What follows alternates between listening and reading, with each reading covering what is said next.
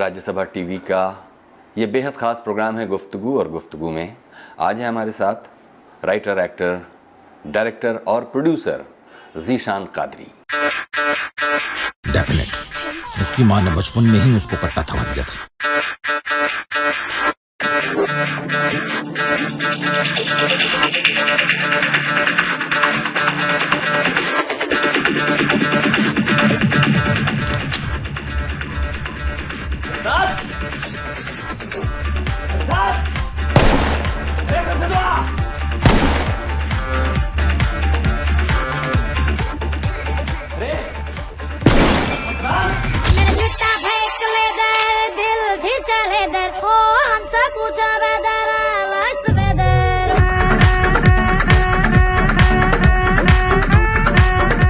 ज़ीशान कादरी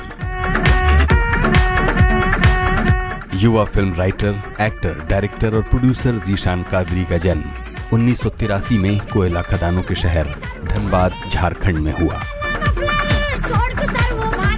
3 भाई बहनों में सबसे छोटे ज़ीशान का लालन पालन आपराधिक और राजनीतिक वातावरण वाले इलाके में बड़ी ही सख्त देख रेख में किया गया। धनबाद में अपनी स्कूली शिक्षा पूरी करने के बाद ज़ीशान BBA की पढ़ाई करने मेरठ आ गए। इसके बाद ज़ीशान कादरी लगभग 1.5 साल तक दिल्ली में कॉल सेंटर की नौकरी करते रहे। 2009 में फिल्मों में हीरो बनने के लिए ज़ीशान ने मुंबई का रुख किया, जहां उनका परिचय विश्व सिनेमा से हुआ। कौन सा भाई? कौन ये सा? Cobra, snake cobra. पकड़ तो। Snake cobra. मुंबई में अनुराग कश्यप के लिए गैंग्स ऑफ वासेपुर की कहानी लिखने के साथ ज़ीशान कादरी ने भारतीय सिनेमा में दमदार पदार्पण किया। तो पान बनाइए हो चाचा, बढ़िया सा सही से बनाएंगे ना तो लुंगी में छोड़ देंगे। देख रहे हैं?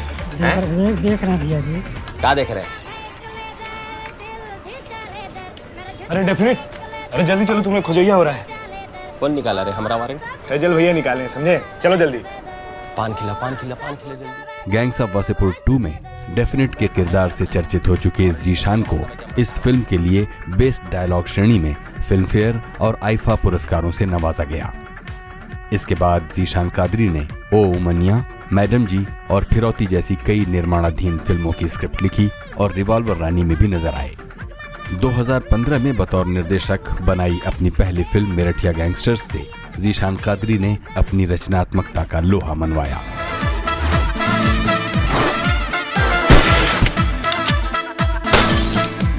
माहौल बना है मस्ती का इश्क पर।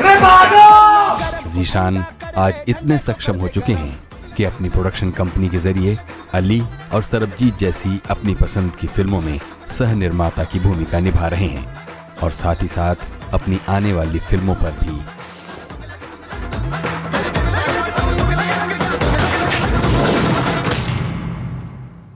बहुत बहुत स्वागत है ज़ीशान प्रोग्राम में।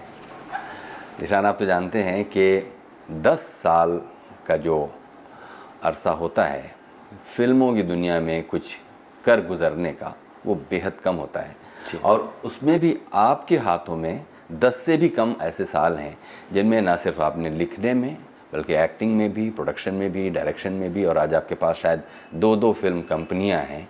ये जादू आपने कैसे किया है?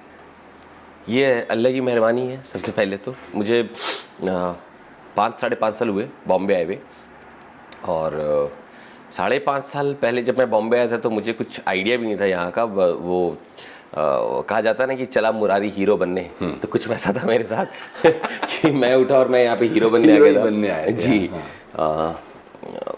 तो वो है, फिर आने के बाद चीज़ें समझ में आना शुरू हुई, देखा लोगों को, तो फिर सोचने का नज़रिया चेंज हुआ। फिर वासेपुर की राइटिंग से स्टार्ट हुआ, फिर उसमें एक्टिंग करने का मौका मिला, और मौका भी ऐसा मिला कि अनुराग सर से बात भी यही थी, अनुराग कश्यप सर जो है, कि स्टोरी लिखूंगा तो एक्टिंग करूंगा। तो वो हुआ। उसके बाद फिर धीरे धीरे फिर मेरठिया गैंगस्टर लिखी, उसको डायरेक्ट किया, प्रोड्यूस किया, फिर अभी सरबजीत चल रही है। तो पता नहीं चलता है कब हो जाता है। वो होते होते मैं जब 24 घंटे में 19 घंटा आप काम करते हैं तो आपको पता नहीं चलता है कि कहाँ जा रहा है। लेकिन आपको ये भी तो मालूम ही था कि फिल्मों में लिखने का जो काम है, लिखने में उंगली पर गिने चुने ऐसे फिल्म राइटर्स हैं जिन्होंने अपनी चलाई, जिसे कहते हैं कि उनकी फिल्मों में चली जी। नहीं तो फिर लेखक तो एक मुंशी ही है, वो लिखेगा और उसका काम सबसे पहले शुरू होने के बावजूद जी सबसे अंडरपेड वो रहेगा, सबसे उपेक्षित रहेगा, सबसे ज़्यादा उसकी लातें पड़ेंगी जिसे कहा जाता जी है। जी जी। लेकिन फिर भी आपने हीरो बनने आने के इरादे के बाद लिखना शुरू किया और लिखने में अभी आप इक्वली एक्टिव हैं। हाँ बिल्कुल एक्टिव हैं, क्योंकि सर देखिए कहीं ना कहीं मैंने ये चीज़ देखा है कि राइटिंग जो है वो बेस है आपकी, जो आप लिखेंगे वही बनेगी फाइनली। तो पहले मैं दूसरों के लिए भी लिखता था, अब मैंने दूसरों के लिए लिखना ही छोड़ दिया। अब तो मैं तकरीबन अपने लिए लिखता हूँ, या फिर अगर दूसरों के लिए अगर लिखने की बात कही जाए तो मैं डायलॉग्स लिख लेता हूँ। जो मेरे सर्कल के लोग हैं जिनको इस तरह की डायलॉग राइटिंग चाहिए तो वो मैं लिख देता हूँ। और ये है कि मेरा एक अपना जोन है राइटिंग का। सिनेमा की दुनिया में उसको डार्क ह्यूमर कहा जाता है, जहाँ पे या ऐसे कह लीजिए क्राइम कॉमेडी, जहाँ पे क्राइम हो रहा हो, जहाँ पे सिचुएशनल डार्क हो मेरे कैरेक्टर्स के लिए, पर आप हंस रहे होंगे। तो वो चीज़ पे मेरा हाथ थोड़ा सा माशाल्लाह सही है, तो मैं वो लिखना पसंद करता हूँ ज़्यादा, और वो लिखने में इंटरेस्ट आता है। तो ये है। दूसरी बात ये है कि बहुत थैंकफुल जॉब तो रहती ही है राइटर्स की, बट आज थोड़ा सिनेरियो चेंज हो गया। आज बहुत सारे राइटर्स हैं जिनको लोग जानते हैं। थैंकलेस जॉब आप शायद कहना चाह रहे होंगे। हाँ थैंकलेस जॉब है, सॉरी हाँ थैंकलेस जॉब है। तो आज सिनेरियो थोड़ा चेंज हो गया है राइटर्स का। आज राइटर्स को सब कुछ जानते हैं, थोड़ा सा उनको भी अहमियत मिलती है। आज तो ये है कि राइटर्स को कह दिया जाता है कि आप कुछ लिखो तो या तो हमें कन्विंस कर लो, या फिर अगर हमें नहीं समझ में आएगा तो हम आपको कन्विंस कर लेंगे। तो एटलीस्ट इतनी छूट है। तो आप देखते हैं कि धनबाद में जहां आप पैदा हुए और वासेपुर जहां आप पैदा हुए, जिस नाम से फिर आपने फिल्म भी लिखी और उसमें एक्टिंग भी की, उसमें बचपन के उस ज़माने में जहां आप अपने माँ बाप के दुलरुआ बच्चे थे, फिल्मों में इस तरह की दिलचस्पी आपकी क्यों पैदा हुई होगी और क्या सर्कमस्टांसेस थे? सर्कमस्टांसेस ही थे, दिलचस्पी बहुत ज़्यादा नहीं थी शुरुआत में। वासेपुर में हालांकि थिएटर्स नहीं है, धनबाद में थिएटर्स नहीं है, मतलब प्ले के लिए 2-3 सिनेमा हॉल हैं। कभी स्कूल से भागे तो फिल्में भी देख ली। स्कूल से भागने के बाद मेरी पहली फिल्म थी चाहत, शाहरुख खान सर की, वो देखी थी मैंने भाग के थिएटर में। तो वो याद रह गई मुझे आज तक। उसके बाद तो फिर मैंने अनगिनत फिल्में देख ली। तो वैसा कुछ माहौल नहीं था वहाँ पे। फिर वहाँ से निकलने के बाद जब मैं मेरठ गया, मेरठ में ग्रेजुएशन करने गया, तो उस टाइम पे प्रेशर अलग था। एक मिडिल क्लास फैमिली का जो प्रेशर होता है कि भैया तुम ग्रेजुएशन करो, उसके बाद MBA करो, तो उन सब चीज़ों में फंसा रह गया। फिर मैं दिल्ली पहुंचा, दिल्ली में जॉब में लग गया था। 2008 में रिसेशन के बाद थोड़ा सा ये हो गया था कि यार अब जॉब करना है तो फिर एक 6-8 महीने का ब्रेक लेके करते हैं, बॉम्बे जाके ट्राई करते हैं। अगर बॉम्बे में कुछ हो गया तो ठीक है, वरना जिस तरह का जॉब हो तो कहीं भी मिल जाएगा। तो बॉम्बे आना हुआ। बॉम्बे में आना हुआ तो वर्ल्ड सिनेमा से मुलाकात हुई, और वर्ल्ड सिनेमा से मुलाकात हुई तो वासेपुर दिमाग में आई। फिर अनुराग सर को अप्रोच किया, उनको पसंद आई, तो इस तरह से सिलसिला फिर शुरू हो गया। तो ये तो बात भी कुछ ऐसी थी कि जब 2009 में मेरी अनुराग सर से मुलाकात हुई तो घर वालों ने बोला कि ठीक है वो तो सही है, तो क्या कर रहे हो? मैंने बोला नहीं, स्टोरी लिख रहा हूँ उनके लिए और बात होगी, मैं उसमें एक्ट करूँगा। तो बोले पता नहीं कौन है, क्योंकि जैसे मैंने आपको बताया कि वहाँ पर बहुत कम लोग डायरेक्टर्स को या राइटर्स को भी जानते हैं। तो अनुराग सर को भी बहुत कम लोग जानते थे हमारी तरफ उस टाइम पे, मेरे घर में स्पेशली। तो बाबा बोले नहीं पता कौन है, तुमको बेवकूफ़ बना रहा है यार, तुम वापस आ जाओ। तो मैंने बोला नहीं बहुत सही है। फिर मेरी जो बड़ी सिस्टर हैं उनको बहुत आइडिया है। अच्छा, उनका घर में रिस्पेक्ट थोड़ा अलग है क्योंकि वो पढ़ाई लिखाई में हमेशा से रही है, मैं थोड़ा सा नहीं रहा हूँ, हमेशा बदमाशियों में रहता। तो फिर उनसे पूछा कि उन्होंने कहा नहीं अनुराग कश्यप जो हैं वो बहुत अच्छे डायरेक्टर हैं और सेंसिबल डायरेक्टर हैं, और अगर वहाँ पे कर रहा है तो बहुत अच्छा कर रहा होगा। तो 2009 किसी हिसाब से निकल गया। फिर 2010 में यही बात आई कि भाई तुम कब करोगे MBA? ठीक है कर रहे हो वहाँ पे, कोई बात नहीं, तुम यहाँ आ जाओ, यहाँ आके तुम MBA भी करते रहो। तो मैंने समझाया कि भाई पॉसिबल नहीं है ऐसा, और इस साल फिल्म फ्लोर पे जा रही है। तो बोले अच्छा तुम इतना कंफर्म फिल्म जा रही है? हाँ। फिर 2010 के एंड में फिल्म फ्लोर पे चली गई, 2011 आ गया। फिर 2011 में फिल्म का शूट हो चुका था, तो पापा की उस टाइम तक मुलाकात भी हो चुकी थी, मेरे घर वालों की मुलाकात हो गई थी अनुराग सर से, तो सब कुछ ठीक था। फिर मई का महीना आ गया 2011 के, तो फिर शुरू हो गया कि भैया तुम एडमिशन ले ही लो इस बार। तो बहुत टाइम निकल गया। किसी हिसाब से उस साल को मैंने निकलवाया। 2012 में ये बात शुरू हुई थी, पर शुरू होते ही थोड़ी सी ख़त्म होगी, क्योंकि प्रमोशन शुरू हो गए थे, तो लोगों को दिख रहा था। तो उस साल मेरे घर वालों ने मुझे नहीं टोका। फिल्म रिलीज़ हुई, फिल्म अच्छी हो गई, फिल्म हिट हुई, तो उसके बाद फिर मैंने कॉल करा कि चलिए अब MBA कर लेता हूँ। तो फिर डांट सुननी पड़ी कि अब करना है तुमको MBA, जब वहाँ सेट हो गए हो, अब वहीं करो और वहीं करो और वही करो जो तुमको करना था, अब तुमको MBA करने की कोई ज़रूरत नहीं है।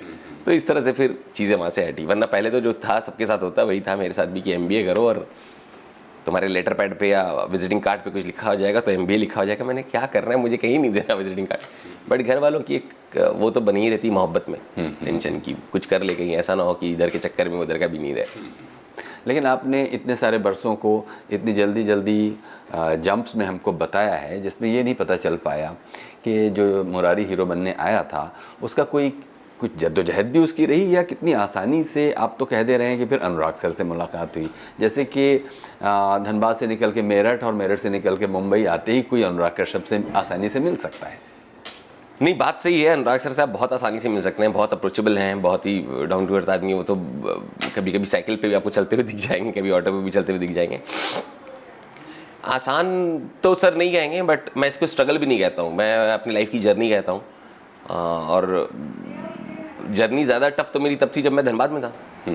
उस तरह टफ रही जब मैं धनबाद से पहली बार निकल के दिल्ली पहुंचा और मेरठ गया, तो ज़्यादा टफ थी। उसके बाद तो फिर एक आदत हो गई थी कि मुझे पता है कि जब मैं कहीं बाहर जाऊंगा तो मुझे कैसे चीज़ों को हैंडल करना है। जब मैं यहाँ पे पहली बार उतरा था तो मुझे ये भी नहीं पता था कि मुझे जाना कहाँ है, तो मैं चेंबूर चला गया था।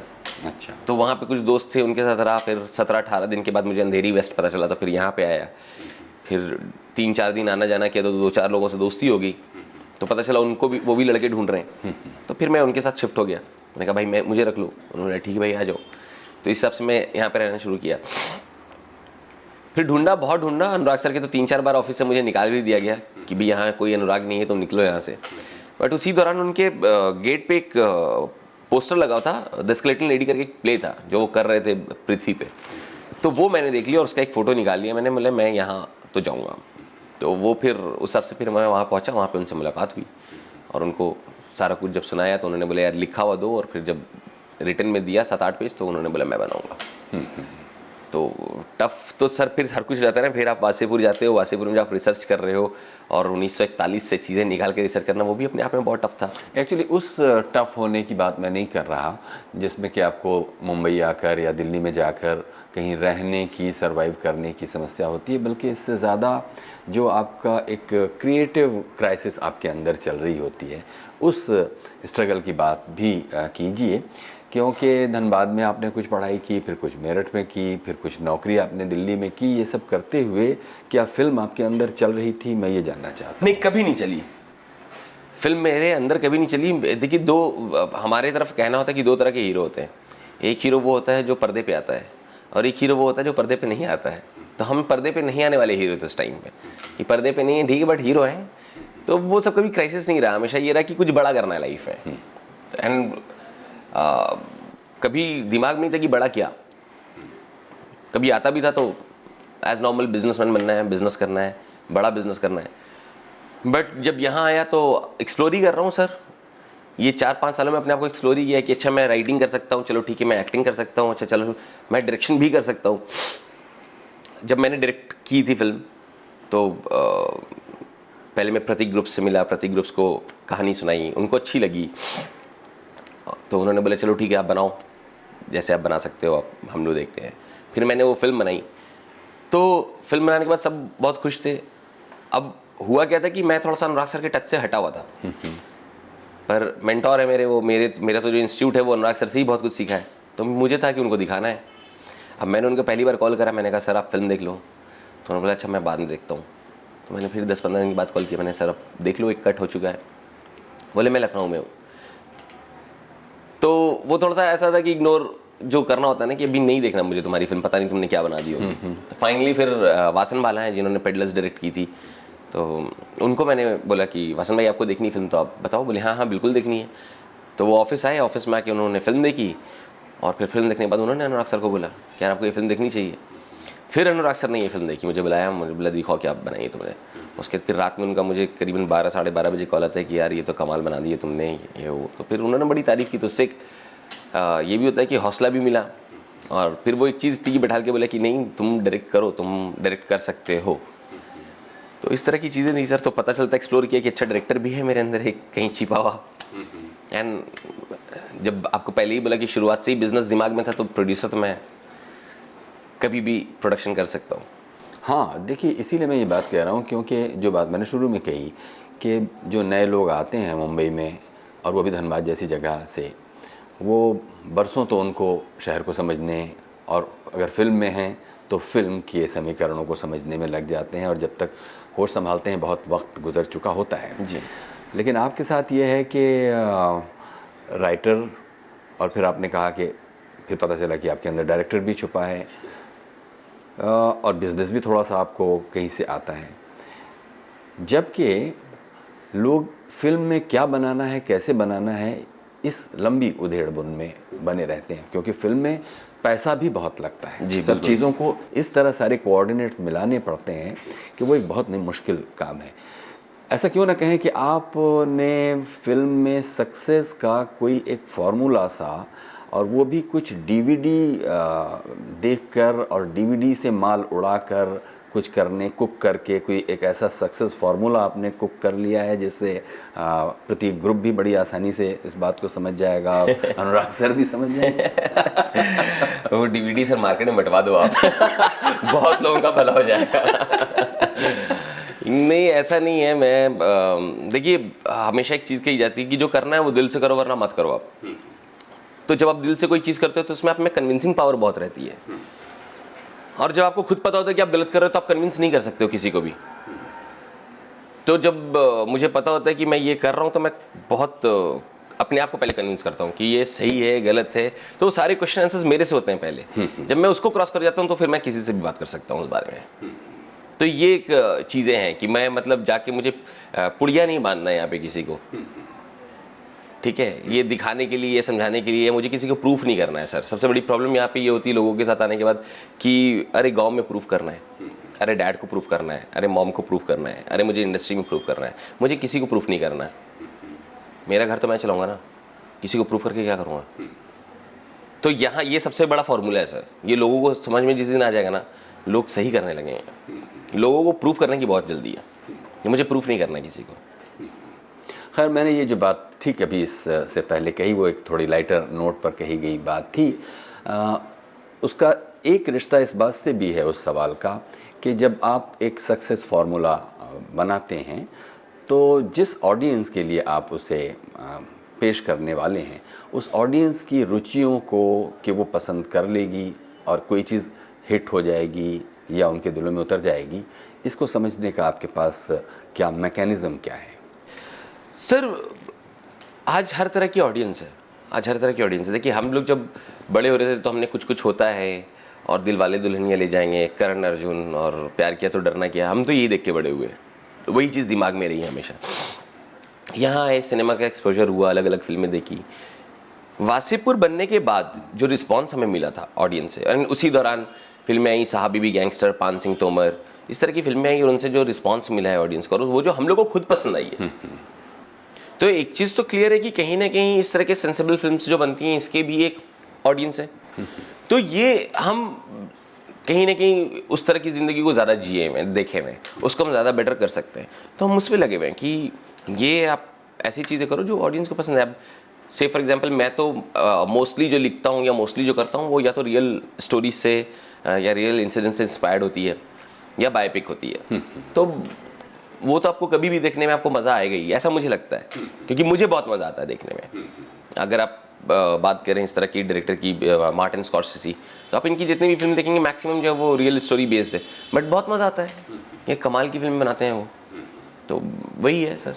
वो आपका कहना ठीक है कि रियल स्टोरीज़ जो कि आप जिन्हें जानते हों उनको कहने में वो आसानी से वो कन्वे भी देखने में भी सर, देखने में भी, क्योंकि अगर मैं आपको कोई एक एग्जांपल दूं कि ये आदमी, एक फिल्म देखी आपने कि ये आदमी इसने ऐसा ऐसा ऐसा ऐसा काम किया, वासेपुर के एग्जांपल ले लेते हैं कि फैजल खान ने ऐसा ऐसा ऐसा ऐसा किया। जब आप ये देखते हैं कि सच में एक ऐसा आदमी था और सच में ऐसी जगह है जहाँ पे ऐसा ऐसा काम किया, तो आपका इंटरेस्ट बढ़ जाता है, फिर आप 4 और लोगों को बोलते हो, तो वो चीज़ तो हमेशा रहेगी। कि एक फिक्शन और एक नॉन फिक्शन में जो फ़र्क है वो हमेशा रहेगा। नहीं तो ठीक है, जहाँ पर आपने ये बात कही कि जो खुद जो रियल सिचुएशंस और रियल एक्सपीरियंसेस हैं उनको फिल्मों में रूपांतरित करने उतारने का जो काम है वो लोगों को पसंद आता है, आपको सबसे पहले आपको पसंद आता है। इस सिलसिले में बातों का ये सिलसिला अभी जारी रखेंगे, एक छोटा सा ब्रेक लेते हैं। अभी वक्त है एक छोटे से ब्रेक का। ब्रेक के बाद हाजिर होते हैं और बातें जारी रखते हैं राइटर, एक्टर, डायरेक्टर और प्रोड्यूसर ज़ीशान कादरी के साथ। स्वागत है एक बार फिर से। प्रोग्राम है गुफ्तगू और गुफ्तगू में आज हैं हमारे साथ आपके पसंदीदा actor, writer, director Zeeshan Qadri. Zeeshan, अभी ब्रेक से पहले आपने कहा कि ऐसे एक्सपीरियंसेस जो रियल हैं, जो आपके अपने हैं, उन पर जब आपने लिखा और उनमें काम किया तो उसका अपना एक अलग मज़ा है। हम गैंग्स ऑफ वासेपुर की बात करेंगे। फिल्म में जब आप कोई चीज़ लिखते हैं और डायरेक्टर जो कि उससे अलग है, उस लिखे हुए पार्ट से, वो उसका जिया हुआ जीवन नहीं है, चीज़ें आप कहना कुछ और चाहते हैं, लेकिन आर्ट डायरेक्टर, कॉस्ट्यूम डिज़ाइनर और जितने सारे डिपार्टमेंट्स हैं वो मिलकर आप ही के, मिसाल के तौर पर डेफिनेट की ही बात कर लें तो जैसा डेफिनेट आपने देखा था और उसे कागज़ पर लिखा था उससे बिल्कुल अलग हो जाता है। और तब ऐसे में राइटर की क्या प्रतिक्रिया होती है? नहीं सर, हमेशा कहा जाता है कि जो आपका कहना है वो बहुत सही है, इट्स अ टीम वर्क। तो हमेशा कहा भी यही जाता है कि टीम वर्क है। तो एंड अनुराग से इस सर जो हैं वो इन सब चीज़ों में बहुत ओपन है। तो हम लोगों की हमेशा एक मीटिंग हुआ करती थी जिसमें हम सारे ही बैठते थे। तो ये था कि भाई कैरेक्टर फिल्मी है, सारे कैरेक्टर्स जो हैं वो फिल्मी हैं। फैज़ल खान जो हैं वो कहीं ना कहीं अमिताभ बच्चन के फ़ैन हैं, ये डेफिनेट जो है वो सलमान खान के फ़ैन हैं, और परपेंडिकुलर संजय दत्त के फ़ैन है। तो ये सब पहले डिस्कशन एक हुआ था, क्योंकि कहीं ना कहीं हम डॉक्यूमेंट्री नहीं बना रहे हैं, रियल लाइफ पे फिल्में बनाते हुए भी हम फिल्म ही बना रहे हैं। तो उसको वो सारे डिस्कशंस हुए जिसको आप क्रिएटिव डिस्कशन कहते हैं। उसके बाद चीज़ों को पॉइंट आउट किया गया एंड फिर सब कोई अकॉर्डिंगली वर्क किया। देखिए, by the end of the day director जो है वो कैप्टन है शिप का। तो वो जहाँ जहाँ कन्विंस होते जाते थे, हाँ करते थे, हम लोग सब ओके हो जाते थे कि हाँ ठीक है, ये करना है, ये चीज़ें करनी है। तो ये तो हमेशा रहता है कि आज अगर मैं बात करूं कि मैं गैंग्स ऑफ वासेपुर अगर अनुराग कश्यप के पास लेके नहीं जाता और मैं किसी कमर्शियल डायरेक्टर के पास लेके चला जाता तो बड़ी प्रॉब्लम होती। तो पता नहीं कौन होता, क्या होता, कैसे बनती। बट चूंकि अनुराग सर खुद बनारस से हैं और उन्होंने बहुत सारी चीज़ें देखी हैं तो उनको ही पता है कि वो दुनिया क्या है। तो मेरे लिए कहीं ना कहीं आसानी हो जाती है, एक राइटर के लिए आसानी हो जाती है। आज अगर मैं कोई फिल्म लिखूं जो दिल्ली बेस्ड हो या लंदन में बेस्ड हो, नॉट इवन दिल्ली, और वो मैं किसी ऐसे बंदे को दूं जो कभी इंडिया से बाहर ही नहीं निकला, तो प्रॉब्लम शुरू होती है। सबसे पहले तो प्रॉब्लम मेरे लिए शुरू होगी, क्योंकि लंदन में मैं गया हूँ तो मैं 4 दिन रह के चला आया हूँ, तो मैं 4 दिन देख के क्या लिखूंगा, और उसको लिखने के बाद फिर उससे क्या डिस्कस करूँ जिसने या तो बहुत देखा हुआ हो या जिसने कुछ नहीं देखा हुआ हो। तो प्रॉब्लम्स फिर वहाँ शुरू होती हैं। नहीं, एज ए राइटर अब जबकि इतना थोड़ा सा समय गुजर गया, बहुत ज़्यादा तो नहीं, लेकिन फिर भी अपने लिखे हुए को एग्जीक्यूट करने की इस पूरी प्रैक्टिस का एक थोड़ा समय गुजर गया। लेकिन बिल्कुल पहला अनुभव अगर देखें जिसमें आप गैंग्स ऑफ वासेपुर में राइटर के तौर पर अपना काम कर रहे हैं, तो क्या इतनी आसानी से आदमी कन्विंस हो जाता है? लिखा तो यार मैंने ये था, लेकिन दिखा तुम ये रहे हो। वहाँ कहीं किसी तरह का कोई दुविधा आपके मन में नहीं आई? नहीं, कभी नहीं आई, क्योंकि आपको पता है कि किस लेवल के डायरेक्टर हैं अनुराग सर।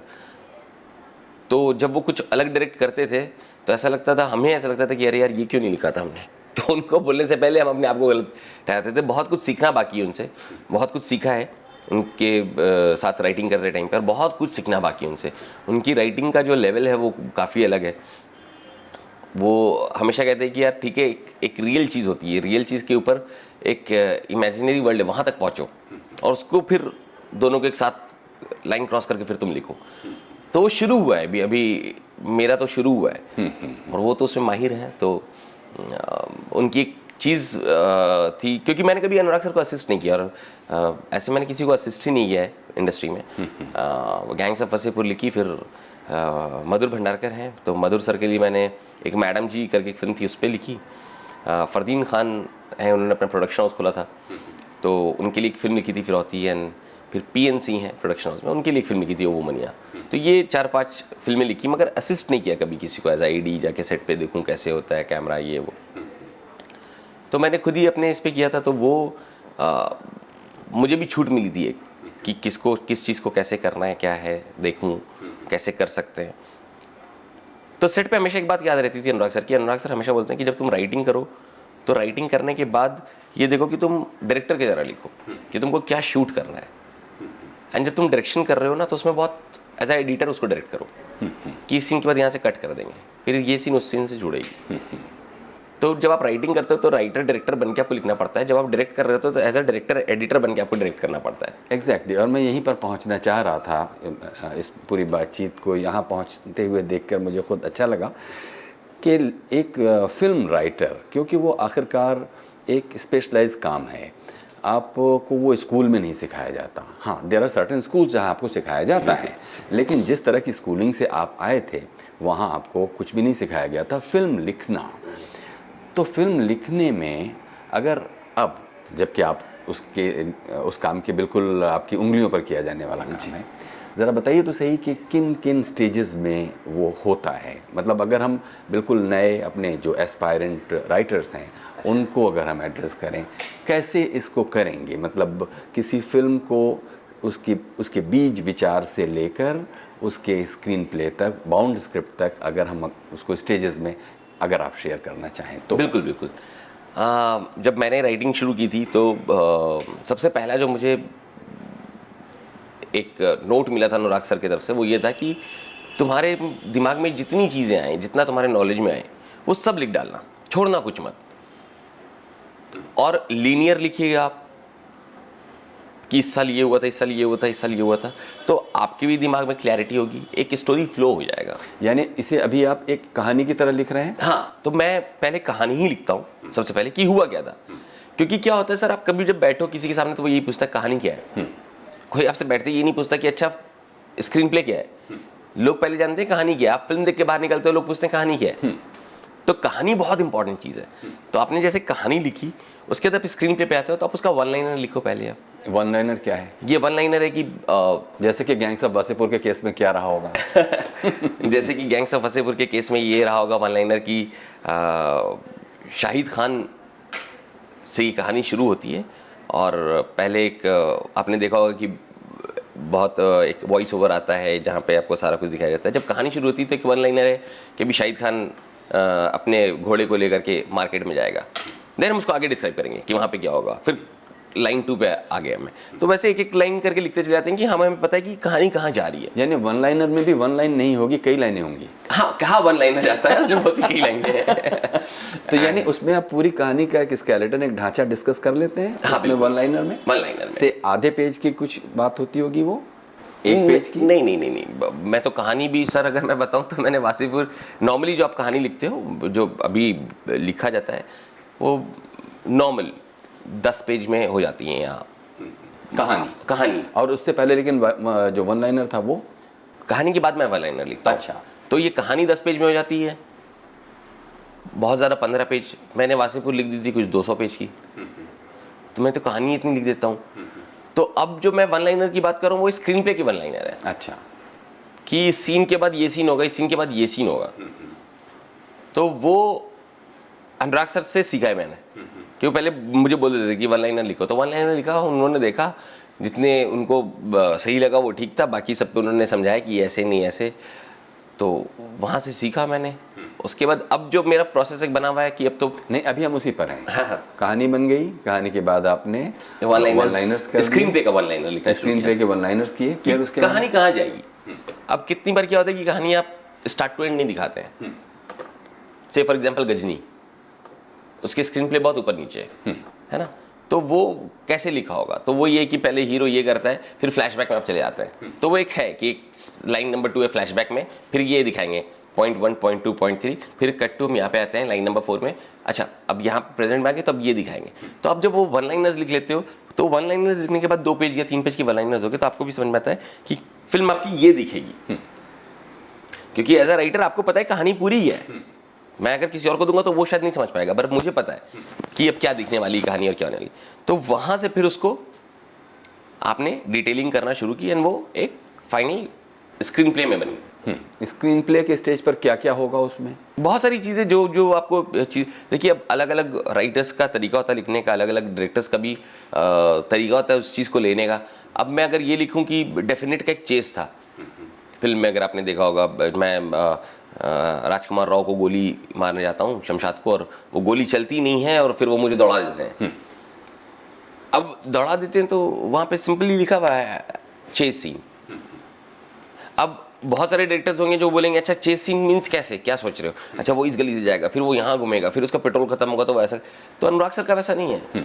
उनका नहीं, कुछ डायरेक्टर ऐसे हो सकते हैं, हाँ, बिल्कुल, जो आपसे ये उम्मीद करें कि आप उनके लिए डायरेक्टोरियल इंस्ट्रक्शंस भी लिखें, बिल्कुल, कि कैमरा का पोजीशनिंग क्या होगी और शॉट का नेचर क्या होगा और एक चीज के बाद दूसरी चीज क्या होगी। बिल्कुल, ऐसा भी कुछ ऐसे भी कुछ डायरेक्टर्स हैं।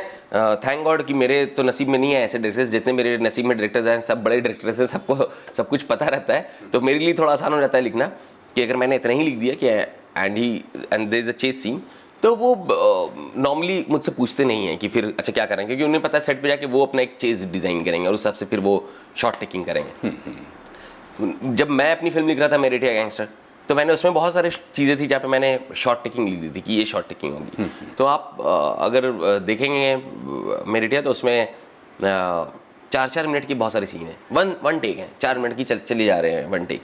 तो वो सब बहुत अच्छा भी लगा था अनुराग सर को। तो वो मेरे दिमाग में था कि मुझे लेना था, उसको मैं डिस्क्राइब नहीं कर सकता हूँ ऑन पेपर, क्योंकि बहुत ज़्यादा टफ हो जाता है जब आप सेट पे काम नहीं कर रहे होते हो। हर डायरेक्टर सेट पे काम करे ये भी वाजिब नहीं है, हो सकता है कोई डायरेक्टर जो है वो आपके रियल लोकेशन पे चले जाएं, तो वो रियल लोकेशन का जो एक मज़ा है, जो एक ये है, वो फील है, वो बहुत अलग है।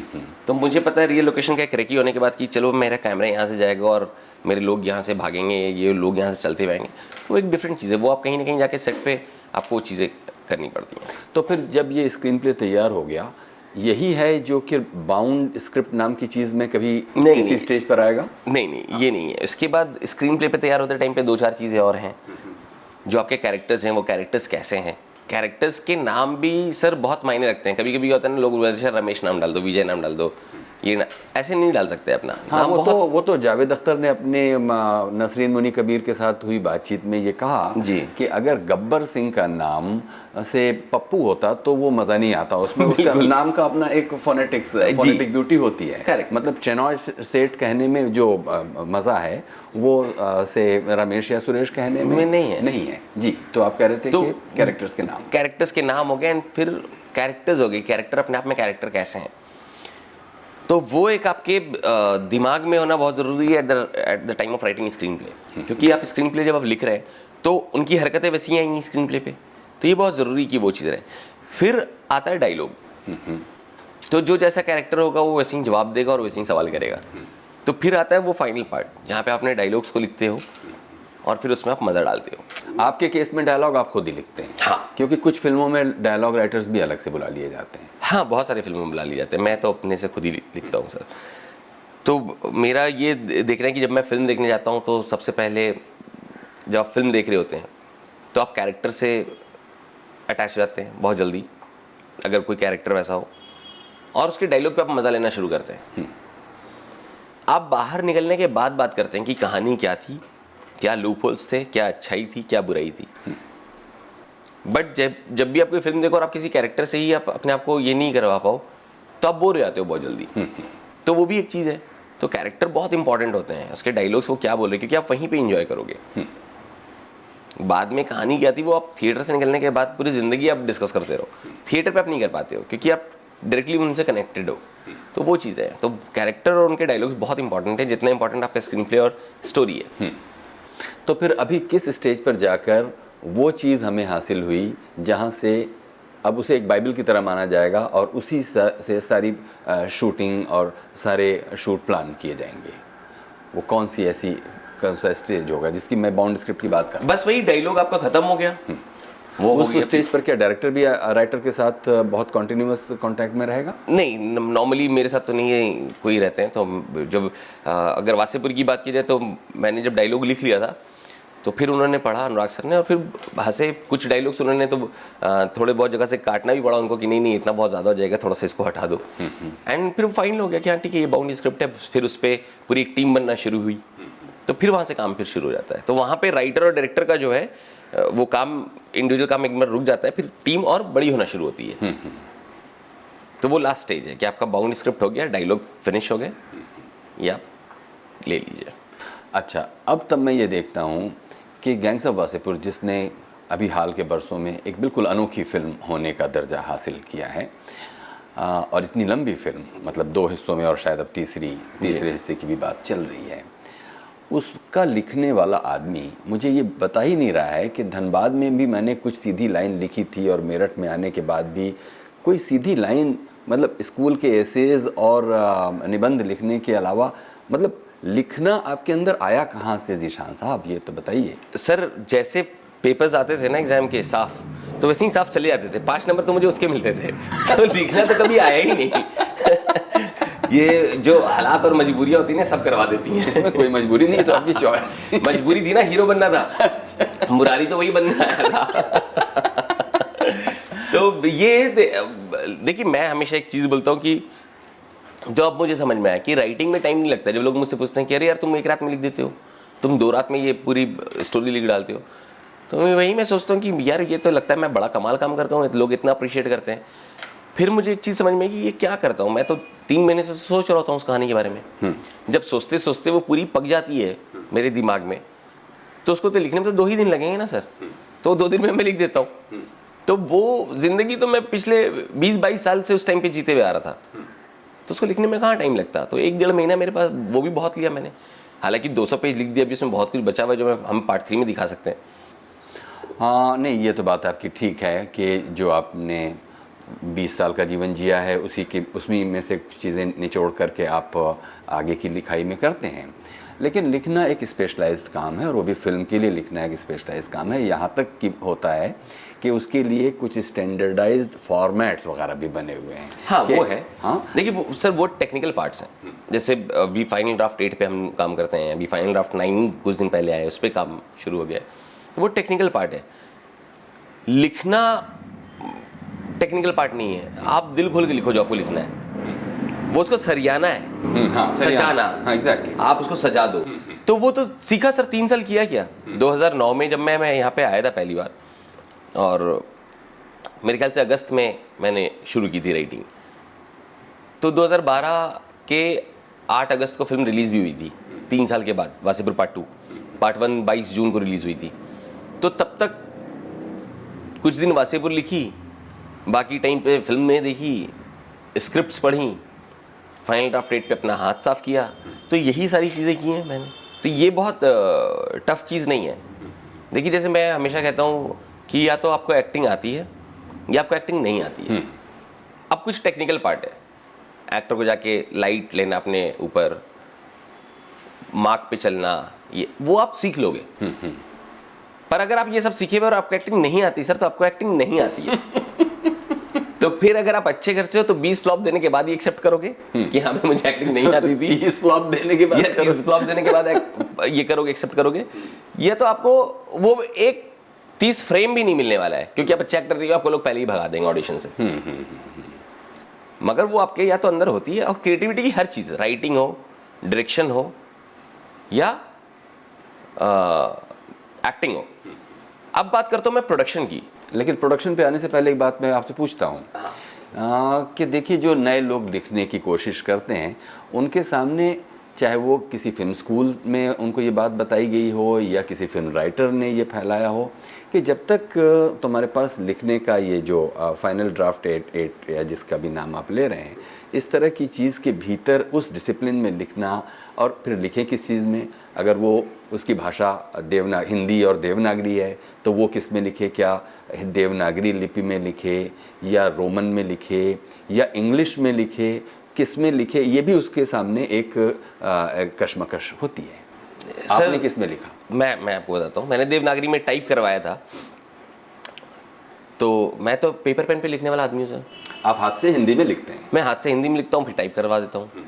तो मुझे तो कोई इन सब चीज़ से इशू नहीं है। मेरा, अगर मेरे पास कोई एक ऐसा सीन है जो आपने आज तक सुना ही नहीं, जो आपने आज तक देखा ही नहीं, तो क्या आपका डिमांड ये रहेगा एज अ डायरेक्टर कि यार इसको तुम ऐसे लिख के ला के दो, या आपका डिमांड रहेगा कि लाओ दे दो, बाकी तो मैं करवा लूँगा? सिंपल है ना। मेरे पास कल के डेट में कोई बंदा आए और अपने मुंह से सिर्फ कोई कहानी सुना दे, बोले सर मुझे तो पेन उठाना नहीं आता है, तो फाइनली मैं क्या करूँगा, और मुझे कहानी बहुत पसंद है, मैं तो बोलूँगा भाई तुम बोलते जाओ, मैं ही लिख देता हूँ। तो वो, या तो आप बहुत तगड़े स्टोरी टेलर हो, कि आपने कुछ ऐसा कह दिया कि मैं पागल हो जाऊं, या आप किसी भी भाषा में लिख के लाओ सर, वो आप ले आओ, उसमें इतनी जान होनी चाहिए कि वो मुझे झंझोड़ दे। फिर आप कह रहे थे प्रोडक्शन के बारे में, और यही मैं बोल रहा था कि या तो राइटिंग, एक्टिंग, डायरेक्शन, ये सब आपके अंदर होता है या आपके अंदर नहीं होता है, वो एक्सेप्ट कर लो आप। पर प्रोडक्शन एक ऐसी चीज़ है जो आपको दुनिया सिखाती है, ये आपके अंदर होने और नहीं होने की बात नहीं है। आप बिजनेस में आओ, आप चीज़ों को देखो, आप समझ जाओ इस चीज़ को कि मार्केट में इस चीज़ का ये रेट होना चाहिए, ये वैल्यू होनी चाहिए, और वो हर साल फ्लक्चुएट होती है, उस हिसाब से आपको अपनी फिल्में बनानी है। और बिल्कुल आखिर में आपसे ज़ीशान साहब ये पूछेंगे कि अपनी फिल्म के लिए विषय सोचते हुए, क्योंकि देखिए गैंग्स ऑफ वासेपुर की बात छोड़ दीजिए जी, हर आदमी की पहला नावल हो, पहली कहानी हो, पहली फिल्म हो, उसके पहले एक्सपीरियंस से होती है। जी बिल्कुल। तो आपके नज़दीक, खुद आप वासेपुर के रहने वाले, तो वो आपके नज़दीक एक सबसे ज़्यादा हलचलों से भरा विषय था, सो आपने उस पर फिल्म लिखी। लेकिन उसके बाद दूसरा, फिर तीसरा, फिर चौथा, कौन सी ऐसी चीज़ है जिसको आप फिल्म में लिख कर या प्रोड्यूस करके या डायरेक्शन में जाकर कौन सी बात आप कहना चाहते हैं पैसा कमाने के अलावा? सर मैं पैसा कमाने पे तो कभी ध्यान ही नहीं दिया, नहीं तो कहीं और होता भी। पैसा कमाना मोटो नहीं है फिलहाल। कहना कुछ नहीं चाहता हूँ सर, एंटरटेन करना चाहता हूँ लोगों को। कहीं ना कहीं मुझे लगता है कि ये चीज़ें जब क्यूरियोसिटी भी एक है कि इस तरह की जब चीज़ें देखेगी ऑडियंस तो उनका क्या रिएक्शन होगा, तो वो एक चीज़ें रहती हैं। मुझे लगता है डार्क ह्यूमर जो है वो अभी तक बहुत अच्छे से एक्सप्लोर नहीं किया गया इंडिया में, तो मेरा हमेशा डार्क ह्यूमर का रहता है कि एक ऐसे चीज़ को दिखाओ आप जहाँ पर सामने वाले के लिए ट्रेजेडी हो पर आपके लिए कॉमेडी हो। तो वो दिखाने में मुझे बहुत मज़ा आता है, और मैं हमेशा चाहता हूँ कि इंटरटेन करूँ इन सब चीज़ों से ऑडियंस को। और मुझे ज्ञान तो देना नहीं सर, इतना मतलब हर आदमी तो यहाँ ज्ञान नहीं देता है, क्योंकि ये फ्री है इंडिया में और टैक्स भी नहीं इस पर, बिल्कुल ही फ्री है, तो वो नहीं दे सकता मैं, मेरे को देना भी नहीं है। और हर तरह के डायरेक्टर्स हैं, बहुत अलग अलग तरह के डायरेक्टर्स हैं, सब मेहनत करते हैं। आप फिल्म मुझे बहुत सारी पसंद भी आती हैं, बहुत सारी नहीं भी पसंद आती हैं, बट बहुत ज़्यादा क्रिटिसाइज़ नहीं करता मैं। देखिए ज्ञान नहीं देना है आपको, ऐसा कहकर ऑडियंस को, उन लोगों को देखिए डिमीन कर रहे हैं जो ज्ञान देना चाहते हैं, क्योंकि वो भी एक काम है ज्ञान। नहीं बिल्कुल कोई अगर सोचता है कि फिल्म के जरिए ज्ञान, मैं तो उनको और अच्छा बोल रहा हूँ ना कि आप ही दें, हम नहीं दे पाएंगे। हाँ तो ठीक है। उनके लिए अच्छा है जो ज्ञान देना चाहते हैं कि एक और कंपटीटर नहीं आ रहा है, क्योंकि अगर मैंने ज्ञान देना शुरू किया तो शायद उनको 2-4 लोगों को जगह छोड़ देनी पड़ेगी, क्योंकि मैं उनके ऊपर ही ज्ञान दे दूंगा। तो करीब पिछले 100 वर्षों की फिल्मों पर नज़र डालें और आपकी अपनी देखी हुई हिंदुस्तानी फिल्में, वो कौन सी ऐसी होंगी जो आपके अपने इस डार्क ह्यूमर वाले जॉनर में फिट बैठती होंगी और आपको लगता है कि अरे वाह, इस मुझसे अच्छा काम तो वो कर गया था, मुझे उससे अच्छा काम देखिए कंप्लीटली डार्क ह्यूमर तो पहले बनती ही नहीं थी, मगर जिस तरह की फिल्में, आप शोले को ही का एग्जाम्पल उठा के देखिए, तो जो एक जय और वीरू का जो एक कनेक्शन है आपस में, जो उनके जो चीज़ें निकल रही कि अच्छा तुम्हारा नाम क्या है बसंती, वो उस तरह की एक फिल्म है। तो उसमें हर कुछ है, ड्रामा भी है, एक्शन भी है, कॉमेडी भी है। डार्क फिल्में पहले नहीं बनती थी, और डार्क ह्यूमर तो बहुत बाद में आया है। डार्क ह्यूमर की तो फिल्म ही नहीं बनी है, या तो फिल्में डार्क बनती थी या तो बड़ा ड्रामा के साथ बनती थी। डार्क बनती थी तो उनको आर्ट सिनेमा कह दिया जाता था, इस तरह की बनती थी तो उनको कमर्शियल कह दिया जाता था। अभी मेरी कुछ दिन पहले एक जगह पे इंडियन हैबिटेट सेंटर में बात होती थी, जिसमें मैंने बोला कि सिनेमा कभी आर्ट और कमर्शियल नहीं होता है। मेरे हिसाब से सिनेमा जो है वो इंटरटेनिंग है या बोरिंग है। जिसको आप कमर्शियल कह रहे हैं वो भी फ्लॉप हो जाती है, क्यों होती है? बोरिंग थी। जिसको आप आर्ट कह रहे हैं वो कमाल का पैसा कमा के निकलेगी, क्योंकि इंटरटेनिंग थी। तो इंटरटेनिंग है या बोरिंग है, तो अलग अलग सिनेमा है। और ये जो डार्क ह्यूमर वाली बात है, ये तो अब आना शुरू हुआ है। जब से डार्क ह्यूमर में आप फिल्म देखी कांटे, रिजर्वायर डॉग्स से ली हुई इंस्पायर्ड की हुई फिल्म है, तो कांटे आप देखिए डार्क ह्यूमर है, बम चल रही है, गोली चल रही है, बट फिर भी उनमें एक मजाक है, फिर भी एक वो लाइट बना के रखते हैं ऑडियंस को लाइट मोमेंट में। तो ये है। तो अभी तो कांटे one of my favourite film है इंडिया की डार्क ह्यूमर पे अगर आप बात करें तो। बट ज़्यादातर डार्क ह्यूमर अगर आप देखोगे तो आपको बाहर देखने को मिलता है, टैरेंटिनो की फिल्मों में आपको देखने को मिलता है कि उनके जो गुंडे होते हैं बड़े चिल्ड आउट होते हैं, वो मर्डर करने से पहले जाके फूड मसाज और बर्गर की बात करेंगे, तो वो एक अलग ही मज़ा है। जो कहीं ना कहीं हमने वासीपुर में देखा होगा कि वो बात कर रहे हैं कटहल की और केले की, सुल्तान मर्डर जब होने जा रहा होता है तो ये है। और ये कि आप के कॉन्सीव किए हुए सब्जेक्ट्स या प्रोजेक्ट्स को सपोर्ट करने के लिए कौन लोग हैं जो बहुत विलिंगली सामने आते हैं? क्या वो सिर्फ आपका अपना पीआर वर्क है जिसकी वजह से वो आपके साथ कोलैबोरेट करते हैं, या आपकी किसी स्ट्रेंथ को देखकर आपके साथ वो कौन लोग हैं? क्योंकि आखिरकार फिल्म में बहुत पैसा लगता है। सर बहुत सिंपल सी चीज़ है, जो मैंने आपको पहले बोला कि एक अगर लड़का मेरे पास आ गया जिसके पास फाइनल ड्राफ्ट नहीं है, उसको लिखना नहीं आता, बट उसने कुछ ऐसी कहानी सुना दी कि मुझे लगा यार ये तो करना ही था मुझे, यही शायद मैं यही वेट कर रहा था, तो मैं उसको नहीं छोड़ूंगा। तो ये वही चीज़ है कि मैं भी जब जहाँ कहीं पे जाता हूँ तो मुझे एक चीज़ तो पता होता है कि आपका टेस्ट क्या है, आप क्या किस तरह की फिल्में बनाओगे। जब आप वो देते हो तो लोग आपके साथ काम, वो उनको वो काम करना होता है तो आपके साथ जुड़ जाते हैं। तो मेरे साथ बहुत सारे लोग इसलिए भी जुड़ते हैं कि उनको पता है कि हाँ ठीक है, राइटिंग सही है बंदे की, थोड़ा सा वर्कहॉलिक ज़्यादा है, एनर्जी से भरा हुआ है, तो चलो भी करते हैं इसके साथ, ये तो रुकेगा तो है नहीं, मानेगा नहीं, ये करेगा अच्छे से, तो ये सब है, तो लोग बहुत सपोर्ट भी करते हैं। तो अभी हम क्या क्या और चीज़ों का इंतज़ार करें आने वाले कुछ 1-2 वर्षों में आपकी तरफ से? 1-2 फिल्में हैं जो भी लिख रहा हूँ मैं, और लिखा रही हैं यहाँ पर ऑफिस में, जिसमें एक तो वासेपुर भी है जिसकी राइटिंग शुरू हो चुकी है, और एक डॉक्टर डॉन करके एक फिल्म है जिसकी राइटिंग चल रही है, एक रॉक एंड रोल करके एक सब्जेक्ट है जो चल रहा है अभी यहाँ से, तो उसका प्रोडक्शन शुरू होगा। तो ज़ीशान साहब, हमारी तरफ से बातों का सवालों का जो सिलसिला है वो करीब करीब पूरा होने को आया है।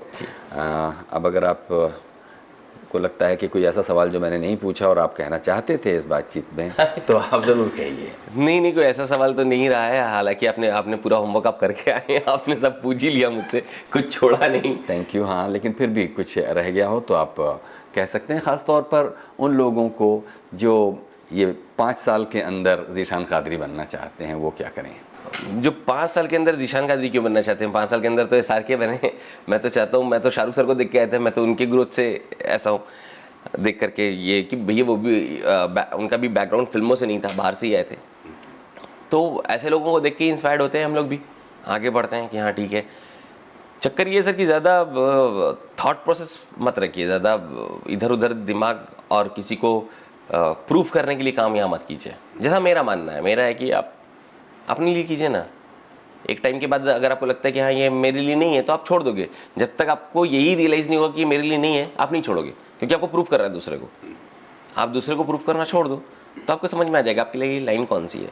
कितने बार क्या होता है सर कि एक अच्छा राइटर वो सिर्फ एक्टिंग के पीछे भागा जा रहा है क्योंकि उसको प्रूफ करना है, वहाँ गलत हो जाता है। जबकि वो अपने आप को अगर खुला छोड़ दे, वो सोच ले कि मुझे किसी को प्रूफ नहीं करना है, तो हो सकता है वो कुछ कमाल की फिल्म लिख दे। हालांकि लिखते टाइम पे तो मुझे भी बहुत बार लगता है कि मैंने शोले लिख दी, बाद में पता चलता है यार ये क्या लिख दिया मैंने। ऐसा बहुत होता है राइटर्स के साथ भी। मगर फिर भी आप हर नौजवान से यही गुजारिश करूंगा कि पहले प्रूफ करने को छोड़ दो। किसी को आप प्रूफ नहीं कर सकते, और दुनिया का मुंह आप बंद नहीं करा सकते। बुजुर्ग बोल के गए, उनकी बातों पे ध्यान देना चाहिए कि आप किसी का मुंह बंद नहीं करा सकते। आप अपना काम कीजिए। सक्सेस एंड फेलियर आपके हाथ में है। आप अपने आप को कहाँ सक्सेसफुल मानते हैं और कहाँ आप अपने आप को फेलियर मानते हैं। मैं हर साल 2 जगह फेल होता हूँ, हर साल 2 जगह पास हो जाता हूँ। तो by the end of my life क्या होगा वो देखा जाएगा, उसका मैं अभी से सोच फिक्र नहीं रखूँगा। ये चीज़ है। बहुत बहुत शुक्रिया ज़ीशान कादरी, आपने हमारे लिए। Thank you so much sir. बहुत बहुत शुक्रिया। ये थे writer, actor, director, producer Zeeshan Qadri. Program Guftagu के आज के इस एपिसोड के बारे में कुछ कहना चाहते हो तो हमें लिखिए ज़रूर feedback.rstv@gmail.com पर। Anytime, mood,